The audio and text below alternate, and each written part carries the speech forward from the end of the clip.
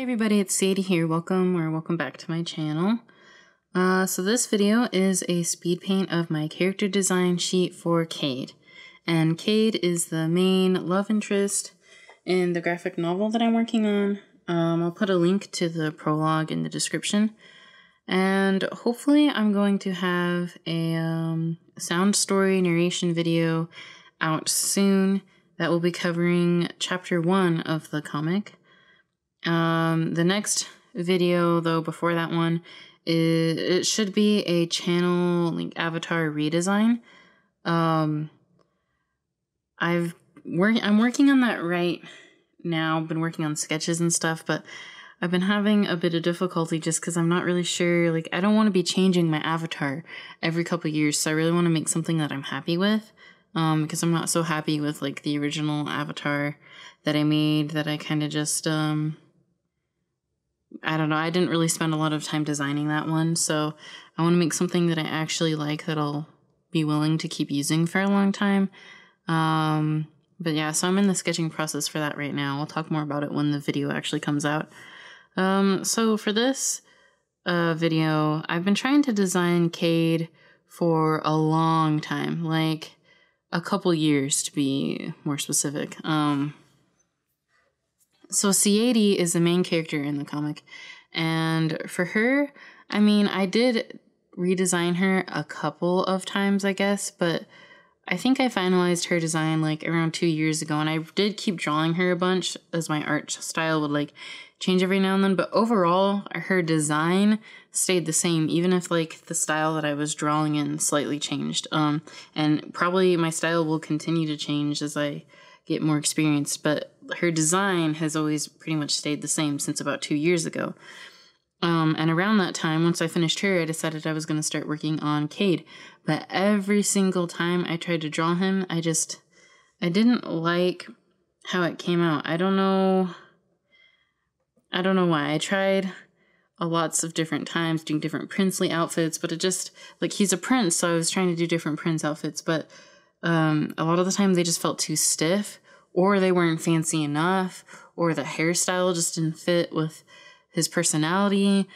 I don't know, there were lots of things, and every time I tried to draw him, I just didn't like it.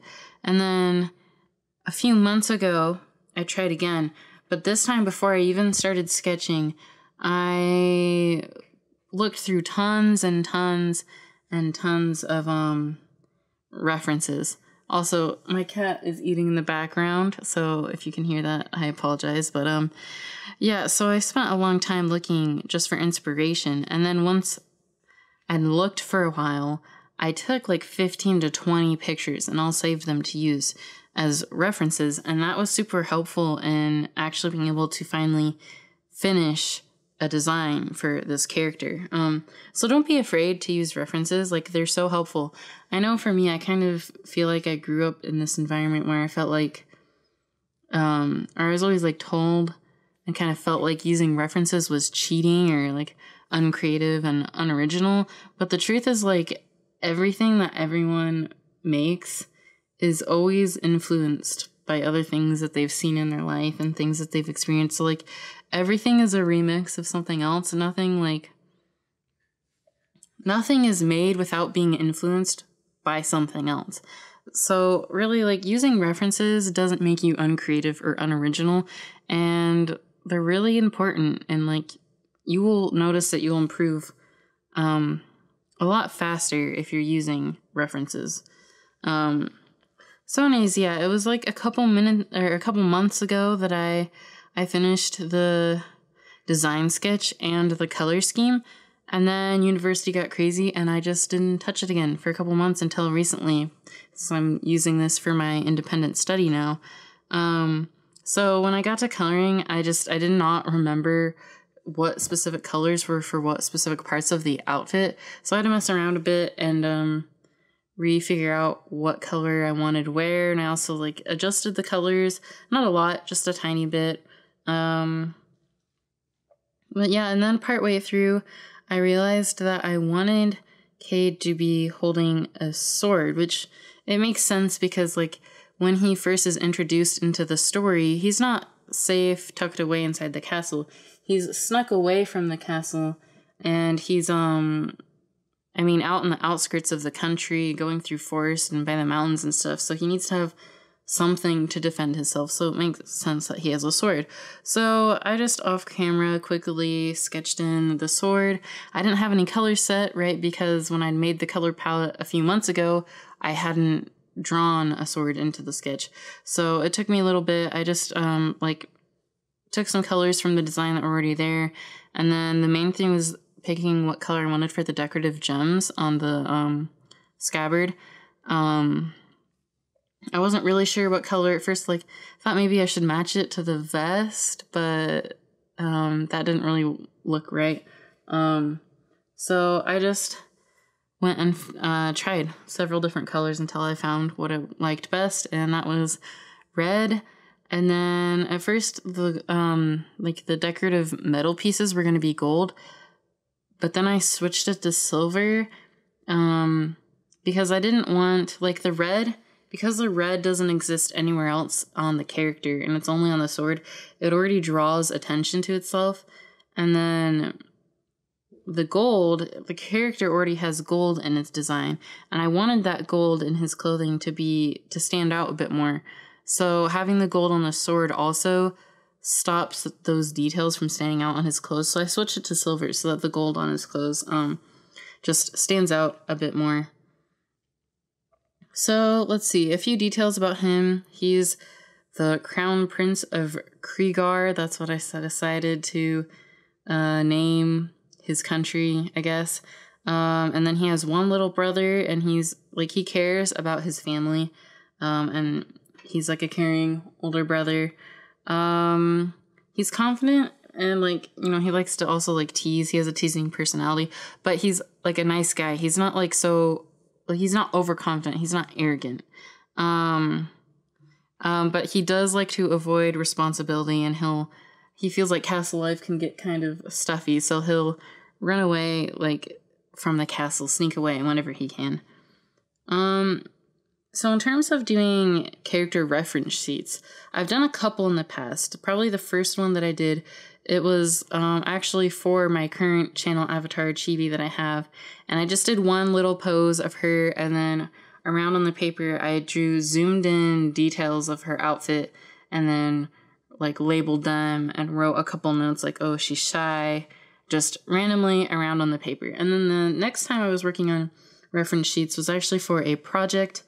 At university, I was making a comic about anxiety, and I needed to make, part of the assignment required me to make reference sheets. So for that one, I actually did, for the characters, I did a front pose, a side pose, and a back pose.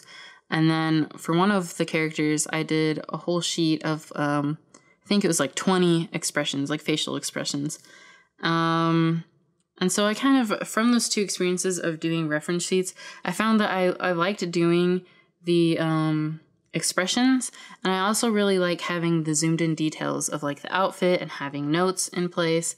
Having front, back, and side poses also can be really helpful, but I know I wasn't going to have time to do that for this project, so I just decided to go with doing a couple, or I think I did 4 emotions, and then his front pose, and then I did some zoomed in details of his belt buckle and cape pin and sword, just because especially the buckle and the cape pins, they had really tiny details that on the actual character you can't see them because it's too tiny. It just becomes a bunch of blurry pixels.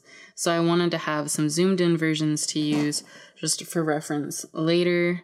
My cat is climbing around in my closet. So yeah, that's why I chose to do those details. And then of course I had the notes and the notes just about his personality and stuff, because I like to have those there. So I just have this one sheet that I can look at quickly. I see a little bit of notes about who he is, a visual, and then a quick visual, and then also a color palette, which I kind of forgot about until the end.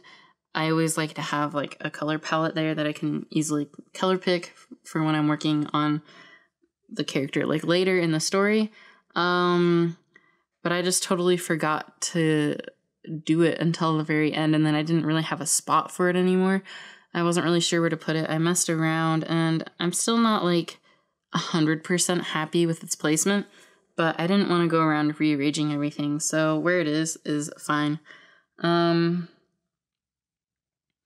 Another interesting, well, something that's interesting to me when I was working on this, usually I really hate doing shading. I don't know, just doing the shading of digital painting, like when I'm doing these, is kind of my least favorite part. I mean, sometimes it's fun, but sometimes it can just be really annoying. And so with this, when I was doing the hair, it was still really annoying. I don't know, I had to try a couple different things. Or I tried several times and then like start over and retry like doing the shading and the highlighting. I think part of the reason it was so difficult is because it was white hair, which is a bit more difficult to shade than like brown hair. But when it got to the clothes, especially like I noticed when I was doing the pants and the shoes, after I did like the initial like cell shading bit, it was super satisfying, I guess. I don't know. I really liked how it looked. Normally, like in the past, I've relied heavily on gradients and then I do a little bit of cell shading, but this time the cell shading actually looked really good to me without needing to do the gradients. I did try adding gradients afterwards just in case, but this time I made them really like light gradients compared to how heavy I would use gradients in the past. And when I did add the gradients, it seemed to bring the whole piece together, but like it wasn't super overwhelming like it would have been in my previous digital paintings. And so like, I don't know, it was just really fun to do it this time, the cell shading. I was really happy with how it came out this time. And then when I did add the gradients, it just seemed to pull the whole piece together and I didn't have to rely too heavily on them. Like there was just a little bit of enough of everything to pull it all together where nothing ended up being like, felt like it was too overwhelming compared to other pieces. And I think that's pretty much all I have to say for this video. So I will let you guys watch the rest.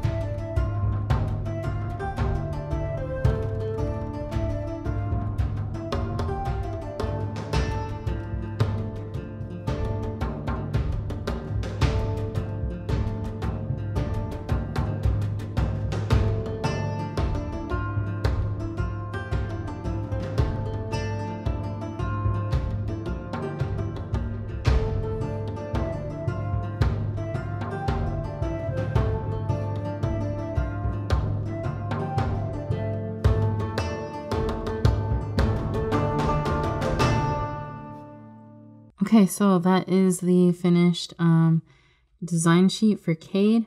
Like I said before, my next video should be channel avatar redesign. I'm hoping to have that out by the end of the week, but we'll see. And yeah, hope you guys all have a nice day, and I'll see you in the next one. Bye!